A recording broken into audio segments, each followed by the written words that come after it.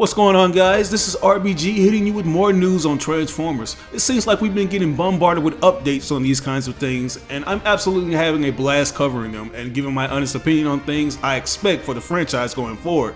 In the previous video, we talked about the rumored sequel to Bumblebee and how it will be based in the 90s. And in today's video, we're going to be discussing an official confirmation of 2 new TF films in the works. Now, before we get into this video, I want to thank today's sponsor, Opinion Outpost. As a person working on YouTube full-time, I can honestly tell you that it can be very difficult living on AdSense revenue, but thanks to Opinion Outpost, I found an easy way to make extra money. If you're like me and like to share your opinions on things, then this site is for you. You can easily make money while you're watching a movie on Netflix and giving your opinion on it. That's right, you get paid for giving your thoughts on different products and services. And I tested it out for myself. All I had to do was take a survey, and after completing that survey, I was rewarded with points that I converted to actual cash. So hurry up and get started now. You can do so by clicking the link in the description box below. I'll also pin it in the comment section. Well, getting back on topic, guys, there are talks of 2 Transformers films in the works. The source of this supposed leak comes from Variety.com, and they're one of the most reliable sites when it comes to this kind of thing, so I'm pretty sure this is legit.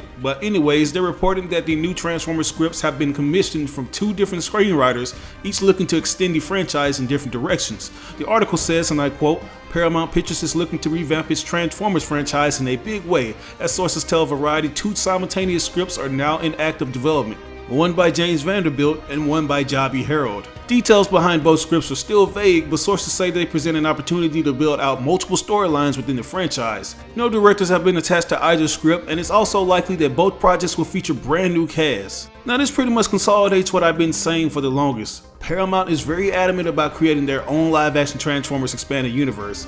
They realize that the franchise is a lucrative one, and they have the opportunity to revamp the perception of the film series. And I feel like they have a long ways to go, because Michael Bay pretty much crippled the brand with movies like Age of Extinction and The Last Knight. I honestly thought that Paramount and Hasbro were going to end their relationship after TF5 flopped. But after Bumblebee came out, they were able to somewhat stop the bleeding from Michael Bay's reputation and get fans back on board. But there are still those whose minds are made up and they want nothing to do with the films. So the studio has their work cut out for them. These movies are already expensive as hell, so it's going to be a risky move for them financially. But anyways, I think it's safe to assume that Paramount will be releasing these films back to back on a yearly basis as they planned back in 2017. It seemed like they were moving full speed ahead since Bumblebee released a year after Transformers The Last Knight. But we didn't get anything for the year of 2019, so we weren't sure if the studio had changed their mind or what. I assumed that they could be doing 2 films back to back and they'll take a break so that they don't overextend themselves financially. Like they could essentially take a 2-year break every time they release these films.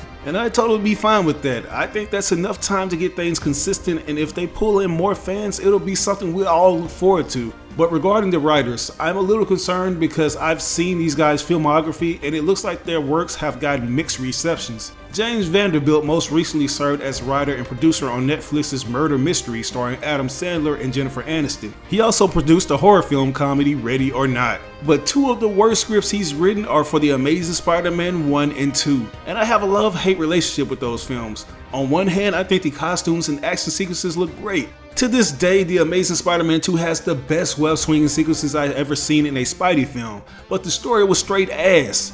Just look at this sequence of Spider-Man joking with the Rhino as innocent people die. This is bad. I'm gonna be right back.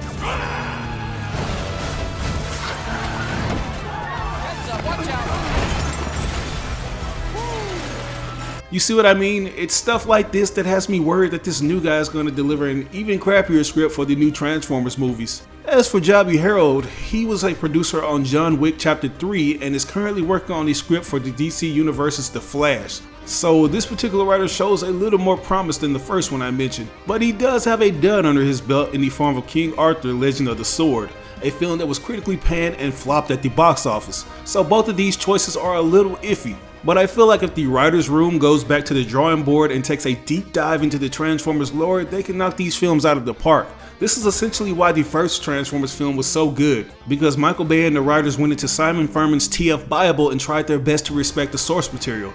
The franchise, including spin-off Bumblebee, has amassed over $4.8 billion worldwide over 6 titles, but most of the films have turned these beloved characters into soulless CGI puppets who serve as nothing but visual eye candy and money. And they're supposed to be more than that.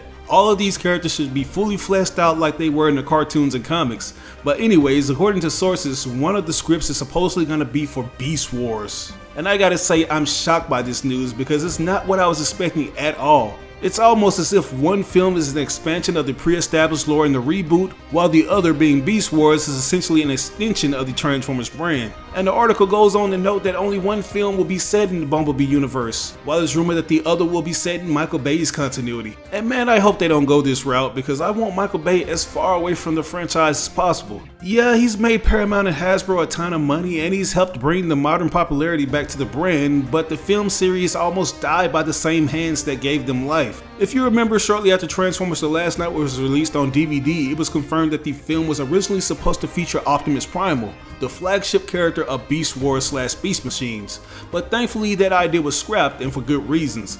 In an interview, Transformers film producer Lorenzo Di Bonaventura talked about how he never understood that particular series and how he felt like they were incompatible with the Bay films. And I have to agree, those particular characters wouldn't fit in the Bayverse. For those of you who are familiar with Beast Wars, you know that the timelines are vastly different from the original G1 series.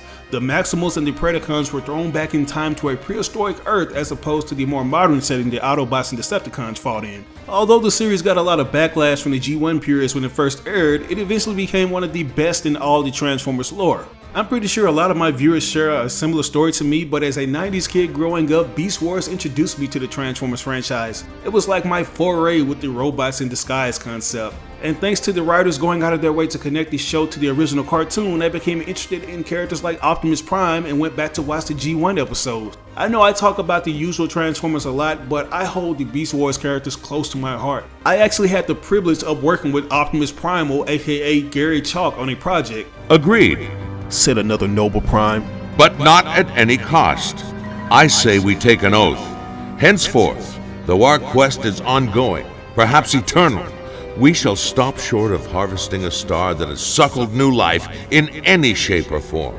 I'm not the one running low on power from teleportation. While we were jumping around, I was gathering the sum total of the dynasty, the entirety of their life force, to banish you forever. So yeah, I'm really concerned about this supposed Beast Wars film. We don't even know if this movie is gonna be fully CGI, have live action elements, or what. The most they can do if they're gonna follow the source material is film on location in some kind of exotic wildlife area since we're dealing with animals instead of cars. And then there's the art style. Like, is it gonna be like the concept art from TF5 The Last Night, where we have this fully metallic gorilla, or are we gonna get this signature techno organic look? These are things we gotta think about here. Like, I know the franchise seems to be back on the right track and healthier than ever, but I think the producers need to tread carefully with this film. In my personal opinion, they should stick with the new reboot films for the time being so they don't prioritize one universe over the other. But we'll have to wait and see if this movie will ever see the light of day. These projects are obviously still in their infancy phase, and as we all know, studios tend to change their minds at the last minute and put projects on ice. But what do you think about all of this news? Are you hyped about there being 2 Transformers films being developed? And do you think they should keep Michael Bay away from Beast Wars? Let me know down in the comments section below. As always, I ask that you like or dislike the video. It doesn't have to be a thumbs up, it can be a thumbs down. Any feedback is good feedback and will only help me improve on my channel. But if you really enjoyed the video, it would help me out tremendously if you shared it with all your friends and followers on social media. Sharing really makes a difference. But once again, this is your boy RBG signing out on another video. I will catch you guys later. Peace out.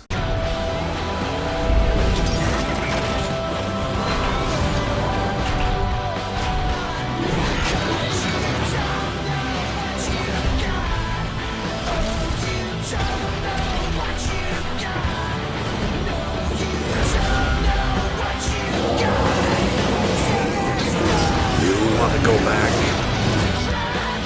to the heart of the war.